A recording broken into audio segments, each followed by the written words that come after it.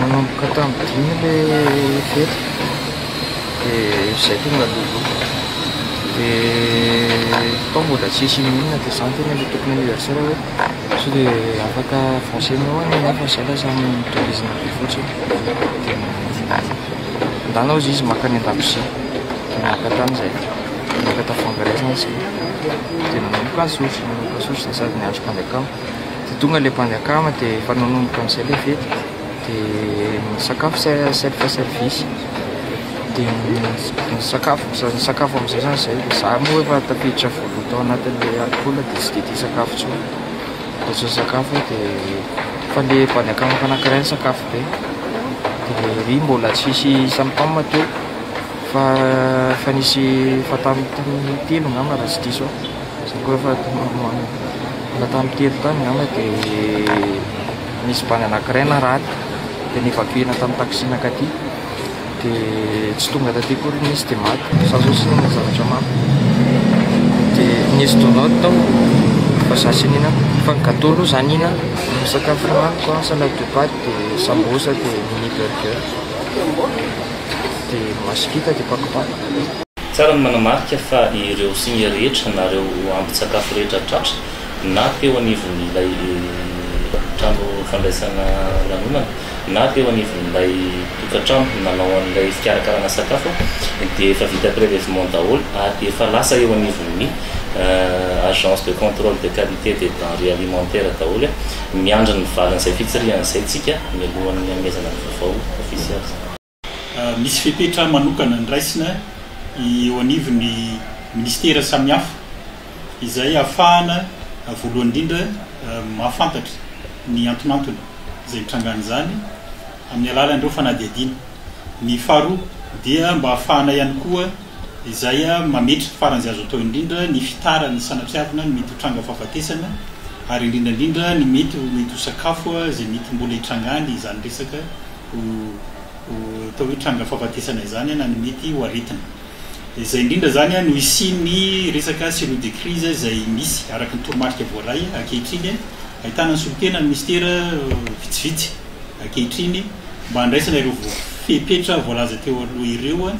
mba ho afaka miatrika ampatonina ny fiainana andavanandro ny tsirairay ary mifanojo indrindra zany amin'ireo tanjona voalazako teo aloha ireo. Ny azo ambara dia mifantoka tanteraka ary manao izay farany azo atao ny tompona andraikitra izay manampahaizana manokana amin'izany atao antsoina hoe fanadihadiana izany mba hipohitra ny marina.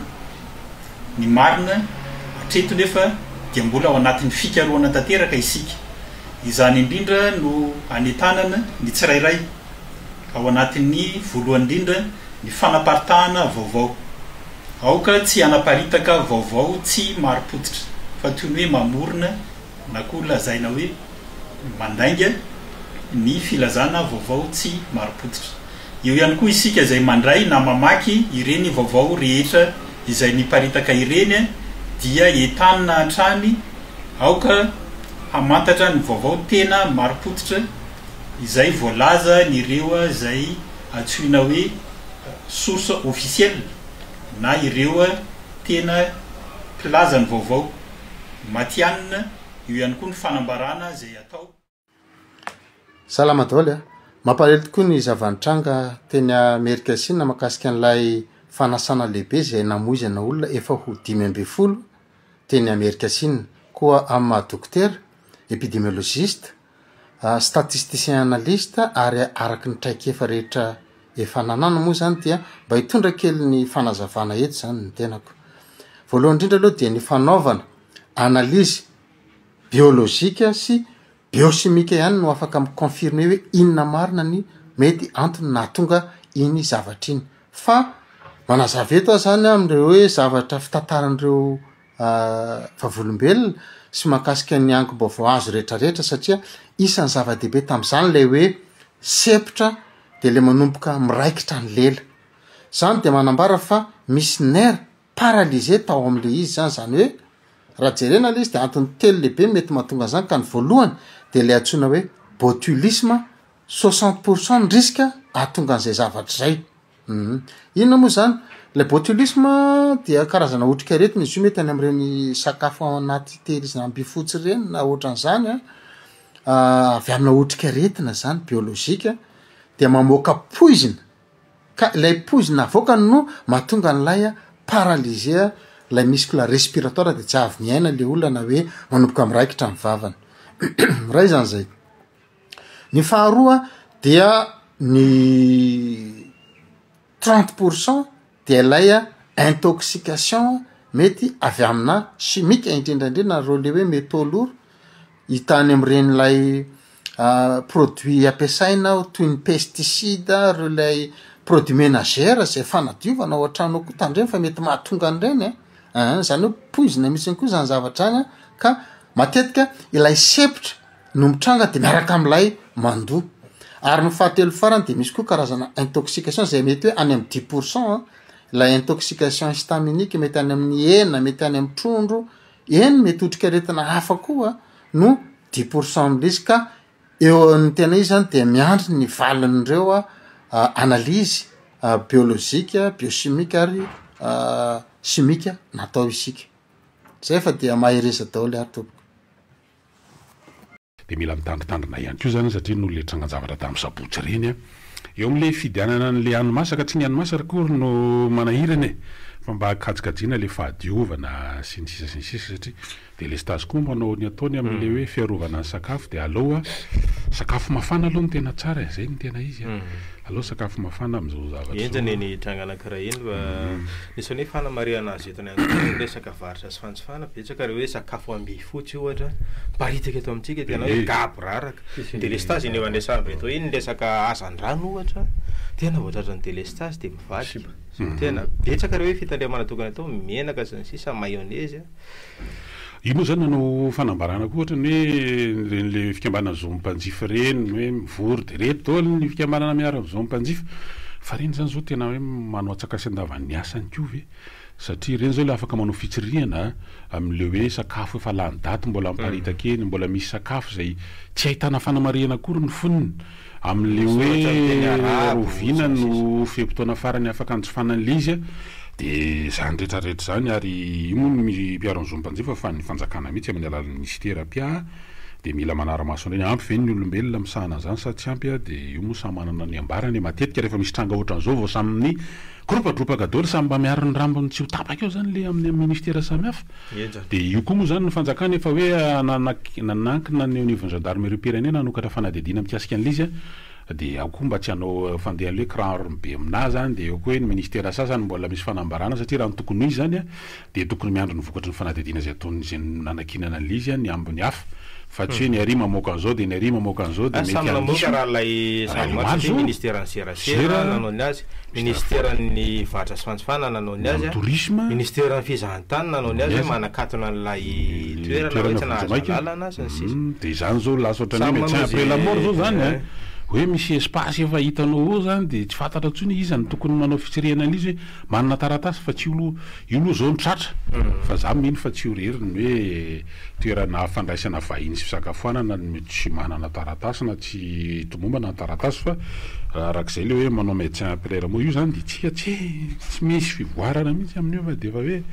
efa mananina foana vao zay zany le izy de sika ihany vo ao anatin'le izy nazany aloha zany de mirary feno zany ho an'ny fianakaviana zay tonapaorina ny namana sy ny tapaka ary reo rehetra mbola misedra olana zany fahasalamana ny amin'ny hopitaly rehetra sy ny fitsaboana isan-karazany de mirary soa mba hositrana soa zany aririary amintsika eto zay safidy tao kobakoba-dravina tsy maintsy horesahana ny zava-misy mikasika n'ilay resaka fanapozinana raha ny loha ranom-baovao le fanapozinana ara-tsakafo dia tsy manana taratasy fahazahoan-darana itoerana zay nandraisam-bahiny io ka dia ndraisana fanapaha-kevitra ka teny voakany io zany ny didy fanakatonana vonjomaika itoerana io mba ialana amin'ny mety iverenana izay tranga izay indray ohatra ny fafitam-baovao voaray raha amin'nysehatry ny fampianarana satria araka ny voalaza ihany ko fa dia androany ny andro izay natao an'izay resaka fanadinana mbara tonga voalohany amin'ny resaka fanjakana izay na ny CPE zany dia misy tranga anisan'ny nandona fo ihany ko tany Betoko tany nandesa arety avy ao a Tsira Antsivora anao CPE ao Betoky no niaratsy ny lalana dia omaly no niala tao Antsivora ireo ankizy maromaro avy any amin'ny akany Valisoa hiatrika CPE any Betoky androany nandesa arety izy ireo no ny lalana am'refy 20 kilometatra sy fiampitana rano. Anatin'ny tranga ihany ko anatin'ny ity vaovao ity omaly dia nisy tsena mahay teny ny vitesy teny tsena ndrehitra anisan'ny tangoronany olona ihany ko mikasika an'izay raha ny tena marina dia efa tonga teny eo akaiky ihany ko moa mpamonjy vona nikasika an'izay fa dia niteraka resaka sy fitangoronan'olona omaly ary. Amaranantsika amin'ity vaovao maraina ity dia ity tranga tsy fahita firy ity ihany ko torana teny ambony tatamia ilay judoka Marta Fawaz vao fifaninanana voalohany teo amin'ny sokajy latsaky ny 720 kilao tany amin'ny championnat du monde dia araraka ilay mpanao judo frantsay Marta Fawaz resy sur hippo zay ny filaza azy zay hoe torana fotoana foya teo ambony tatami ny niona aminy moa dia ilay judoka atsona amin'ny anarana hoe Aminova